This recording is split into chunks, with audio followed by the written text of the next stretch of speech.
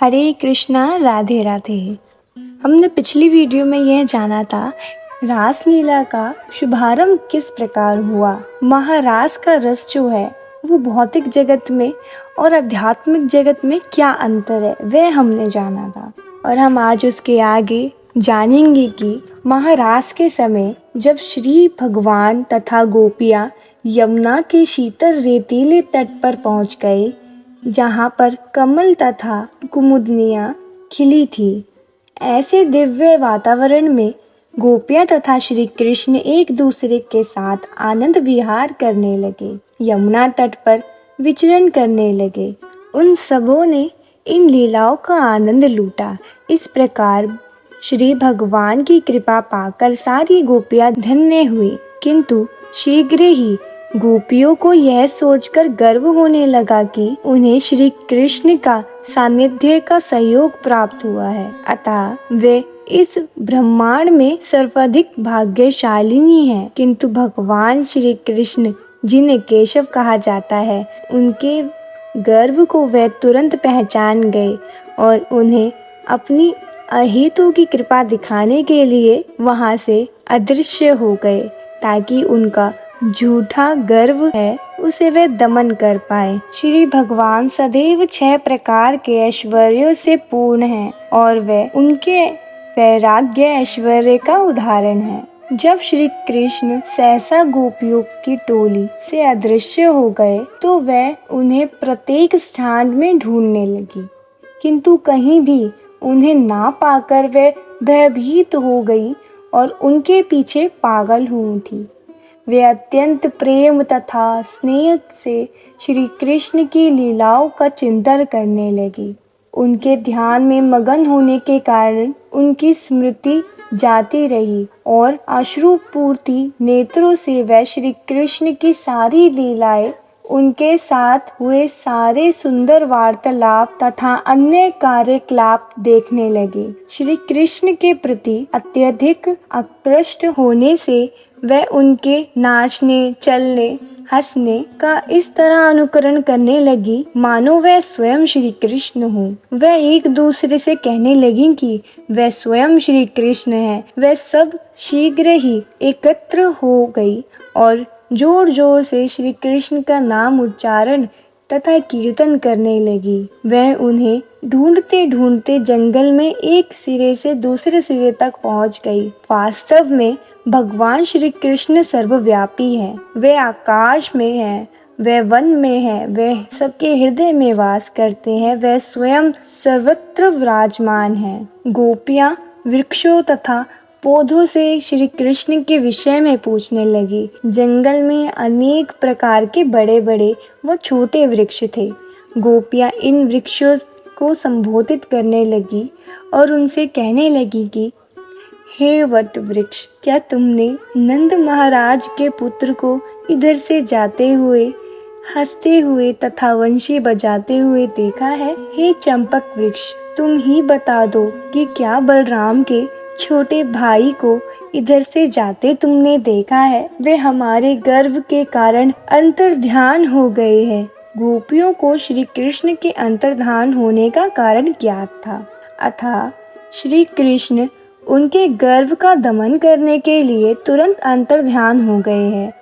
श्री कृष्ण नहीं चाहते कि उनके प्रति की गई सेवा के लिए उनके भक्त गर्वित हो। वे हर एक की सेवा स्वीकार करते हैं, किंतु वे ये नहीं चाहते कि एक भक्त अपने को दूसरे भक्त से अधिक गर्वीला अनुभव करे। यदि कभी ऐसा भावना किसी के भी मन में, किसी भक्त के मन में उत्पन्न होती है तो श्री कृष्ण उसके प्रति अपना भाव बदल कर उस भावना को समाप्त कर देते हैं। तब गोपियाँ तुलसी महारानी के वृक्ष को संबोधित करने लगी। हे तुलसी, तुम श्री कृष्ण को अति प्रिय हो, क्योंकि तुम्हारे पत्ते, तुम्हारे दल उनके चरण कमलों पर चढ़ाए जाते हैं। हे कदम पुष्प के वृक्ष, तुम सब यमुना तट पर रहने के कारण अत्यंत पवित्र हो। इधर से श्री कृष्ण अवश्य गए होंगे। क्या तुम सब बता सकोगे कि वे किस ओर गए हैं? गोपियों ने जिस पृथ्वी पर वे चल रही थी उसे संबोधित करना प्रारंभ किया। हे पृथ्वी, हमें ज्ञात नहीं कि आपने श्री कृष्ण के चरण चिन्हों को अपने ऊपर धारण करने के लिए कितना तप किया होगा। आप बड़ी प्रसन्न चित्त हैं। श्री कृष्ण वृंदावन के शुभ चिंतक हैं। वे तुम पर उतने ही दयालु हैं जितने वे हम पर हैं। हमें त्यागने के बाद वे अवश्य तुमसे मिले होंगे। वे तुम संग रहे होंगे। हे भाग्यशाली वृक्षों, हम बलराम जी के छोटे भाई श्री कृष्ण का चिंतन कर रही हैं। वे अपना एक हाथ श्री लक्ष्मी देवी के कंधे पर रखे और दूसरे हाथ में कमल का पुष्प घुमाते इधर से गए होंगे और तुम लोगों के नमस्कार करने पर प्रसन्न हुए होंगे और तुम सबन की ओर वे प्रसन्नता पूर्वक मुस्कुराए व निहारे होंगे। जब गोपियां श्री कृष्ण को इधर उधर खोज कर थक गई तो वह प्रेमिताओं की तरह बातें करने लगी। वे श्री कृष्ण की विविध लीलाओं अनुकरण करने लगी और अपने आप को संतुष्ट करने लगी। एक ने पूतना राक्षसी का अनुकरण किया और एक गोपी ने बकासुर का रूप धरा और दूसरी गोपी ने उसे बलपूर्वक पृथ्वी पर गिरा दिया और जैसे बकासुर गिरा था जब उसका वध हुआ, इसी प्रकार एक अन्य गोपी ने वत्सासुर को हराया। जिस प्रकार श्री कृष्ण अपनी गायों को उनके नाम लेकर पुकारते थे, उसी प्रकार गोपियां उनका अनुकरण करने लगी, गायों को उनका नाम लेकर पुकारने लगी। एक गोपी बांसुरी बजाने लगी और दूसरी उसकी वैसी ही प्रशंसा करने लगी जिस प्रकार ग्वाले श्री कृष्ण की वंशी बजाते समय करते थे। एक गोपी दूसरी गोपी को अपने कंधों पर उसी प्रकार चढ़ाने लगी जिस प्रकार श्री कृष्ण अपने ग्वाल मित्रों को चढ़ाते थे। जो गोपी अपनी सखी को इस तरह कंधों पर चढ़ाए थी, वह शेख ही मार कर कहने लगी, मैं कृष्ण हूँ, तुम सब मेरी चाल क्यों नहीं देखते। उन्होंने गोवर्धन धारण करने का अनुकरण किया।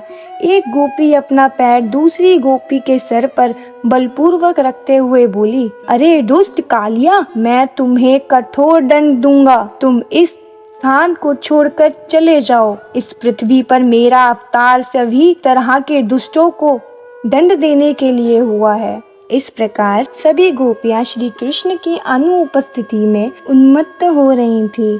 उन्होंने श्री कृष्ण के विषय में वृक्षों से तथा पौधों से पूछा। कई स्थानों में उन्हें उनके चरण चिन्ह दिखाई पड़े, जिनमें ध्वजा, कमल, त्रिशूल, वज्र आदि। इन चरण चिन्हों को देखकर वह फूट फूट कर रो पड़ी। अरे सखी, देखो, ये तो प्यारे प्रियतम के कमल चरण चिन्ह है। वे तुरंत अत्यंत दुखी हो गई और बोली, प्यारी सखियों, जरा देखो ना, ये दूसरे चरण चिन्ह किसके हैं। ये प्यारे प्रियतम के चरण चिन्हों के पास पास है। निश्चय ही श्री कृष्ण किसी अन्य गोपी पर अपना हाथ टेके इधर से उसी प्रकार गए हैं जिस प्रकार हाथी अपनी प्रिय के साथ साथ चलता है। सखियों, जरा विचारो तो कि इस स्थान की दिव्य धूलि कितनी धन्य है। श्री कृष्ण के चरण धूलि की पूजा ब्रह्मा, विष्णु तथा देवी लक्ष्मी तक करती हैं। हे सखियों, जरा देखो तो, इस स्थान पर हमें उस गोपी के कमल चरण चिन्ह नहीं दिख रहे हैं।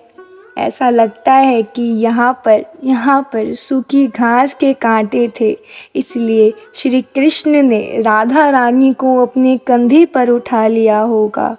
ओह, वह उन्हें कितनी प्रिय है। प्यारे ने राधा रानी को प्रसन्न करने के लिए यहाँ कुछ फूल तोड़े होंगे। यहाँ वह ऊंची डालों के फूल तोड़े होंगे और वे सीधे खड़े हुए होंगे, अतः उनके चरण चिन्ह हमें आधे नजर आ रहे हैं। सखियों, देखो ना, यहाँ पर श्री राधा रानी के साथ वे बैठ कर किस तरह श्री कृष्ण ने उनके बालों में फूल सजाए होंगे।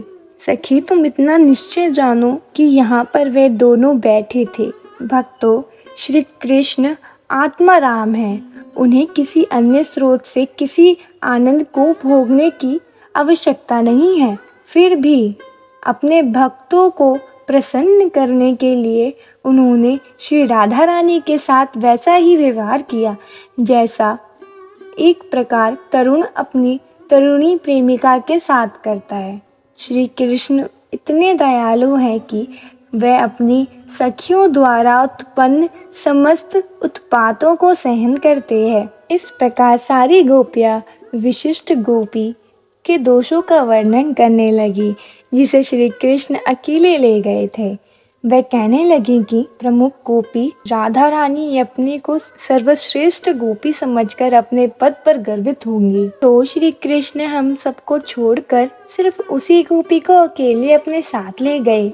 वह श्री कृष्ण को घने जंगल में ले जाकर बोली होगी, हे प्रिय कृष्ण, मैं अब बहुत थक गई हूँ, मैं अब और नहीं चल सकती। अब आप मुझे चाहे जहाँ ले जाए लेकिन उठा कर लेके जाओ। तो प्यारे जू ने राधा रानी से कहा होगा, अच्छा तुम मेरे कंधे पर चढ़ जाओ। किंतु श्री कृष्ण तुरंत उधर से अदृश्य हो गए होंगे और अब राधा रानी उनके लिए विलाप कर रही होंगी, हे प्यारे, हे प्रियतम भक्तों, यही कृष्ण भावनामृत की परीक्षा है। प्रारंभ में उन्हें कुछ ईर्ष्या थी कि श्री कृष्ण हम सब गोपियों को छोड़कर राधा रानी को क्यों ले गए, और अब वे उनकी दशा जानकर उनके लिए दुखी हो रही हैं। गोपियों को राधा रानी मिल गई और उन्होंने सब कुछ सुना कि किस प्रकार उन्होंने श्री कृष्ण के साथ दुर्व्यवहार किया और कृष्ण किस प्रकार उनका गर्व नाश करने के लिए वहां से अंतर्ध्यान हो गए। यह सब सुनकर गोपियाँ सचमुच उनके प्रति बहुत दुखी हो गई थी। तब राधा रानी समेत सारी गोपियाँ जंगल में तब तक आगे बढ़ती गई जब तक उन्हें चांदनी दिखनी बंद ना हो गई। अंधेरा होता जा रहा था तो वह एक स्थान पर रुक गए। अपना हृदय तथा अपनी आत्मा प्यारे पर न्यौछावर करने के कारण वे अपने परिवार को भूलकर उनकी महिमा का गान करने लगी। इस प्रकार सारी गोपियाँ यमुना तट पर लौटकर और यह सोच कर कि श्री कृष्ण उनके पास लौट आएंगे, श्री कृष्ण की महिमा का संकीर्तन करने लगी। हरे कृष्णा कृष्णा कृष्णा हरे हरे, हरे राम राम राम हरे हरे। श्री भगवान के लिए जो गोपियों ने गोपी गीत का गायन किया वह हम नेक्स्ट वीडियो में जानेंगे। चैनल को लाइक एंड सब्सक्राइब और बेल आइकन को प्रेस करना ना भूलिएगा। हरे कृष्णा, राधे राधे।